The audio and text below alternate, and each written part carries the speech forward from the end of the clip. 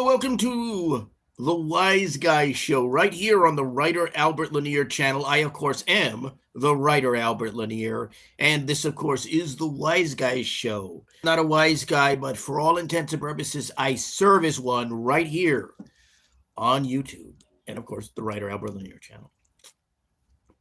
So we're here with what is the last episode of the NFL season, because the NFC and AFC championships concluded yesterday. They played yesterday. The games were played yesterday.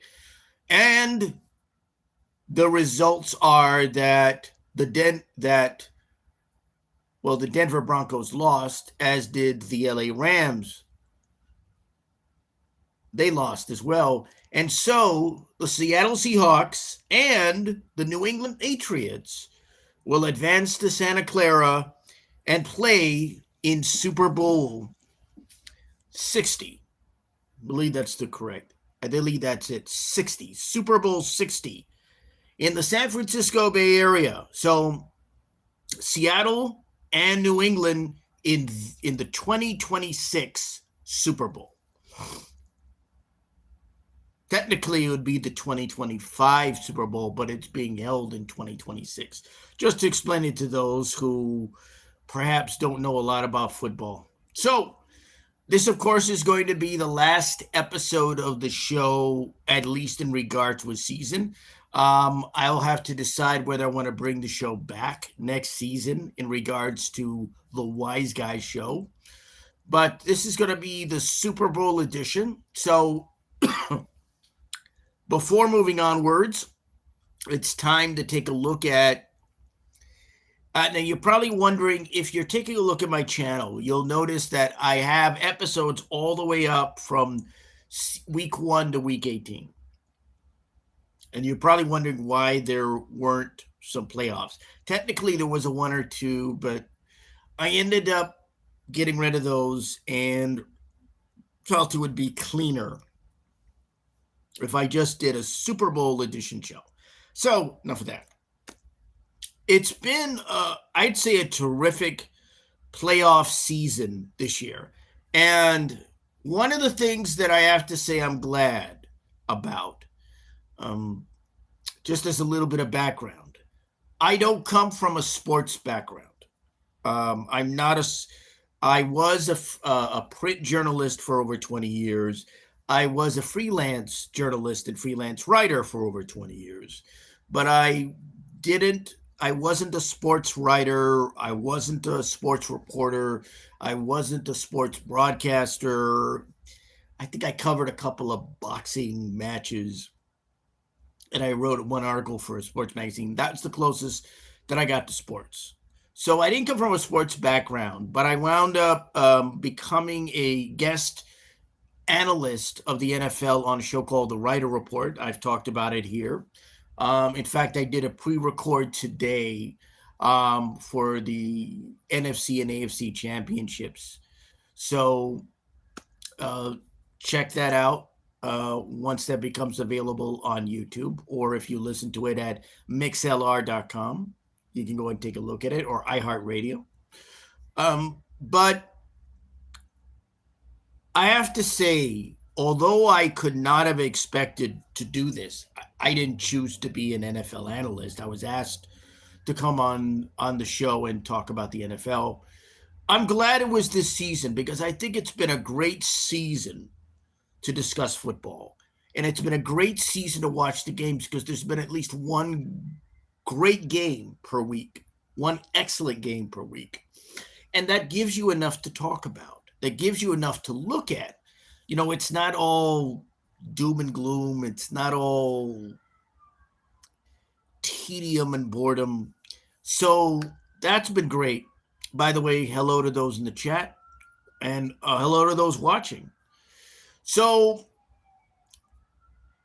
talking about the playoffs have been very good.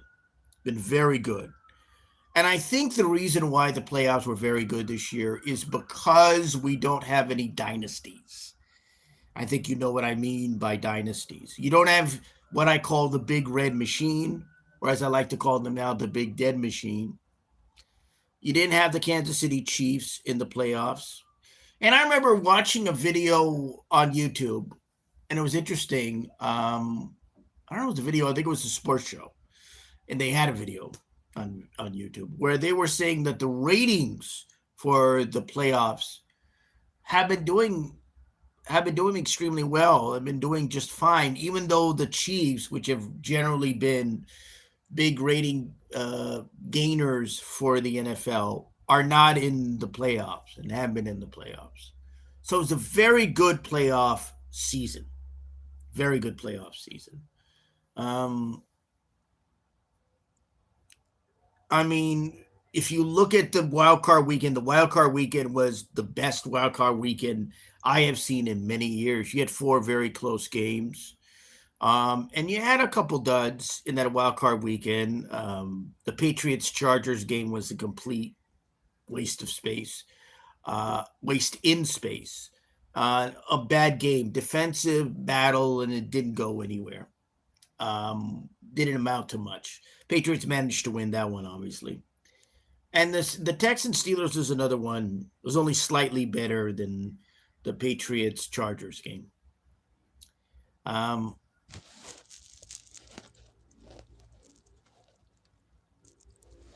So the divisional round, again, Rams Bears, fantastic game.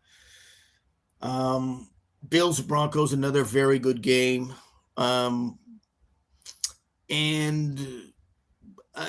I would say the other two games were not sterling. I mean, the Seahawks 49ers was a blowout, and the Patriots Texans was so-so. And so now we set the stage for the AFC and the NFC championships. Right off the bat, if I look at the Denver New England game, I just find that to be a complete and utter mess.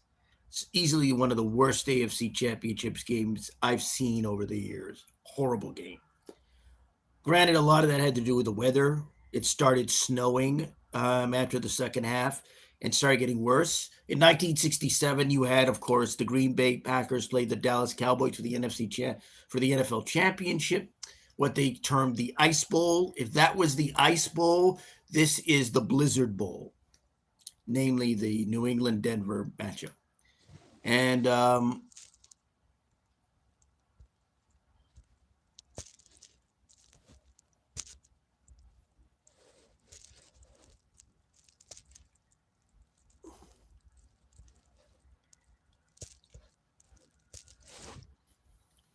so this game was horrible. It was a low-scoring game. It was, I guess, somewhat of a defensive effort. I think part of the problem with this game, I think for Denver, who ended up losing 10-7 to New England, I think part of it was the fact that I think Denver really wasn't able to go deep as they had initially, especially on the first series that they had in the game of the first half. Stidham was going deep. He was going deeper, and they eventually set up for a touchdown. And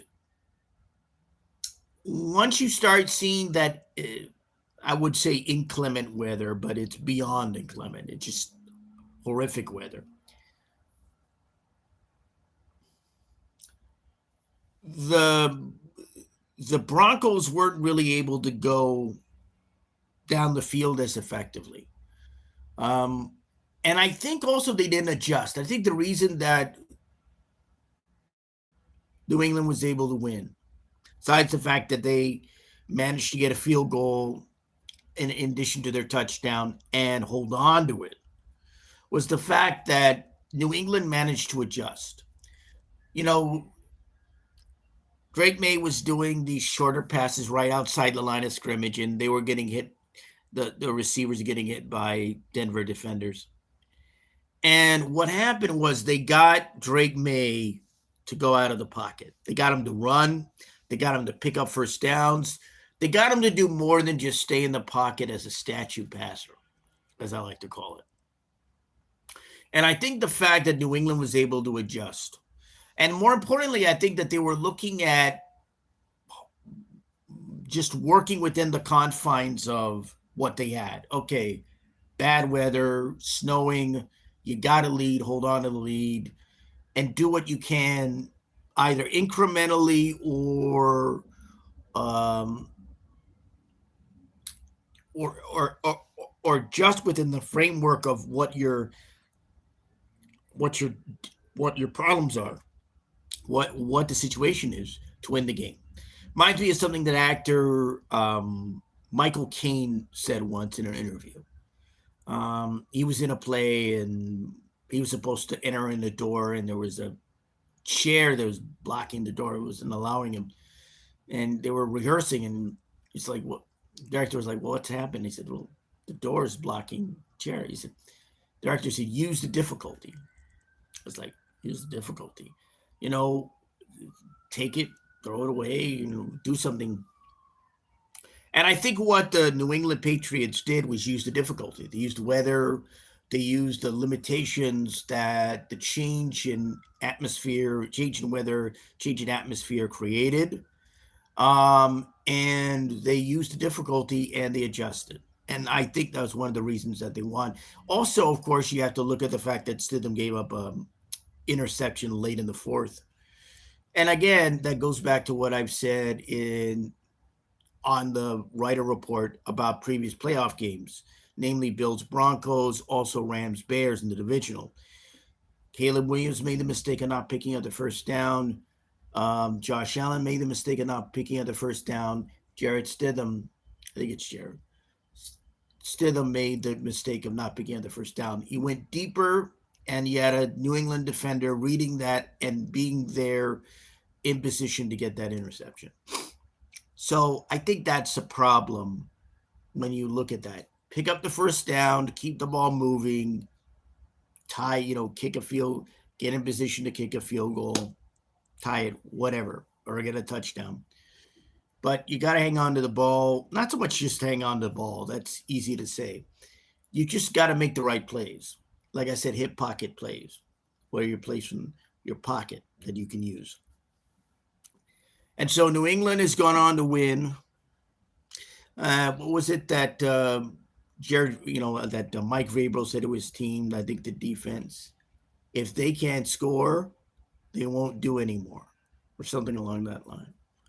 I guess that turned out to be. So New England's going to Santa Clara, and they will face the Seattle Seahawks, who played a barn burner of a game. This was, if the AFC Championship was horrible, the NFC Championship was terrific.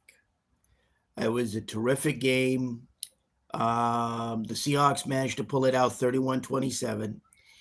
And really, as I see it, they should have won this game really by double digits.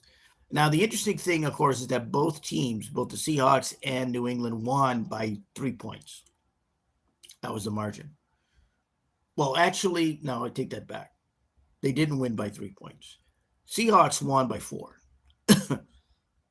Because it was 31-27. New England won by 3. So both teams won by less than a touchdown, less than 7 points. And so when you look at this game and you look at what with the Seahawks, I think you have to look at special teams. The punter in this game was terrific, outstanding. And he did a great job of pinning back the Rams to about, I think he'd kick it usually to about the 10 or near the 10. And of course, they got a turnover. The Seahawks got a turnover because of a botched punt return. Player on his back trying to get the ball. So Sam Darnold had a great game, over 300 yards, 3 touchdowns, no picks, 0 picks. Also, Stafford had a great game, also 0 picks, over 300 yards, and a couple of touchdowns. So, this was a good, terrific back and forth contest between these two teams. I think I think special teams was the added factor in winning this game. And I think again it goes down to the plays. Now the play at the end in this game that the Rams made wasn't a bad play. I think Stafford throwing it to Nakua was fine. The problem is you don't have that many seconds on the clock. It was 20, I think slightly over 20 seconds when he was backed up near the end zone and throwing it to the 30. So you don't have a lot of time. So if you're going to get a play out, the best way to do that is just have your receiver go up to the sideline and then take a chance trying to get to him. If you're trying to get your receiver to run a route to head to the sideline, it's a risk because you just don't have the seconds. By the time he got there, he was inbounds and game's over. Had he been able to head to the sideline and he was open enough to get the ball, he could easily get out of bounds and they would have had maybe 3 seconds, at the very least 2. And they would have had time for a play. They would have had time for a play. Now, some may argue maybe he should, maybe McVay should have kicked field goal at that point. Then you're down by 1. That's a possibility. After all, you're down by 4. Because at that point, if you're down by 3, if you're down by 1, all you need to do is you need to get down and get yourself to a point where you can make a long field goal. And that would win the game for you. But wasn't to be for the Rams. So both Seahawks and New England. So Seahawks going to the Super Bowl. Sam Darnold going back to Super Bowl. He was a backup on the 49ers squad when they went to the Super Bowl. So it's his technically second time at a Super Bowl. First as a QB1, though. And so it's going to be an interesting Super Bowl. Why is that? Well, number one, you look at both of the Seahawks and New England's defenses. New England's defense has come of age in the playoffs. I think the reason that they win games and have won games is that defense. Not so much the pass rush, although that was a factor in the Chargers playoff game. But I think the midfield, backfield defense. And, of course, the Seahawks have a terrific defense themselves, an excellent defense. So I think what's going to be interesting to me is seeing both these defenses and how they align against the offensive lines of both New England and Seattle. I think that's going to be the test here. It's going to be very interesting to see what happens. Will this wind up being a kind of terrible Super Bowl, which is where the score is? Will this turn into something like the New England LA Rams Super Bowl, which is very low scoring? Or will it turn into a surprisingly high scoring game when you consider the offenses on this team? It's going to be very interesting to see. A lot of people are looking at the quarterbacks, Sam Darnold and, of course, Drake May. The key with Drake May, however, is the fact that he doesn't need to throw a lot to be effective. I think, again, the reason why New England made it to the playoffs was the defense. I'm convinced that it is. So what happens with Drake May is he doesn't need to throw the ball a lot. He doesn't need to throw for 300 yards. In fact, I wouldn't be surprised if he runs in this game. Of course, they're going to be on the lookout for that. But I wouldn't be surprised if he runs in this game. That they work that into the scheme and they work that into the play. Maybe scripted plays at the beginning of the game or something like that. Or as an option later on. So it's going to be very interesting to see these defenses play. I'm less interested in the quarterbacks. Some people might, that doesn't really interest me. I'm less interested in the quarterbacks. I'm more interested in the other facets of the offense. How will Kenneth Walker do on the offense? Will the run be a major part of the offensive game plan for the Seahawks? How will Ramondre Stevenson do on New England? How much of a impact will he be if in regards to the offense?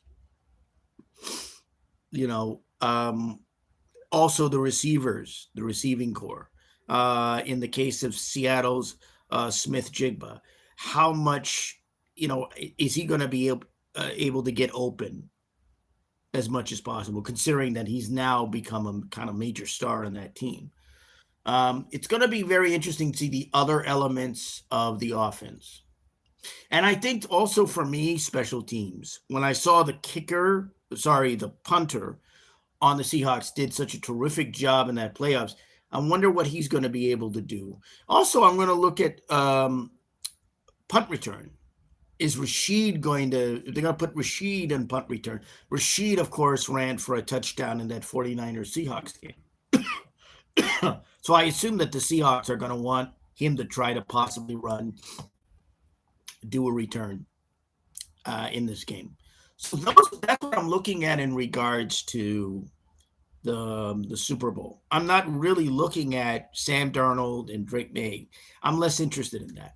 I'm looking at the other elements of the offense, and I'm interested in special teams, and I'm primarily interested in the defenses. How will these defenses work?